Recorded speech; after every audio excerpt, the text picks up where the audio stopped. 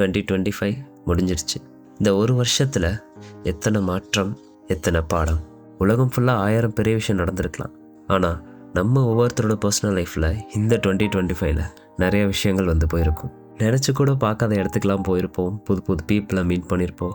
இதெல்லாம் நம்மக்கிட்ட இருக்குன்னு நினச்சி கூட பார்த்துருக்க மாட்டோம். அந்த மாதிரி பெரிய விஷயங்கள்லாம் கிடச்சிருக்கலாம். அதே மாதிரி லைஃப் லாங் இருக்கணும்னு நினச்ச சில விஷயங்கள் நிரந்தரமாக நம்மளை விட்டு போயிருக்கலாம். அந்த வழி எல்லாருக்கிட்டையும் தான் இருக்கும். நம்ம ரொம்ப கஷ்டப்பட்டு ஆரம்பித்த அந்த ப்ராஜெக்ட் கைவிட்டு போயிருக்கலாம்.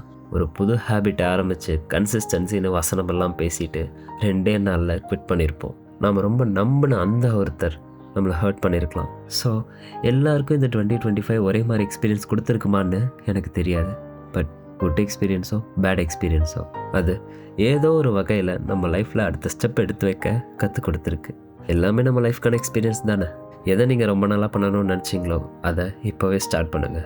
Don't wait for Monday or first டேன்னு நானே சொல்லியிருக்கேன். இன்னும் நிறைய பேர் சொல்லியிருப்பாங்க. பட் இப்போது இந்த நிமிஷத்துலேருந்து உங்களோட வர்ஸ்ட் வெர்ஷனை சேஞ்ச் பண்ணுறதுக்கு இந்த நியூ பிகினிங்கை யூஸ் பண்ணுங்கள்.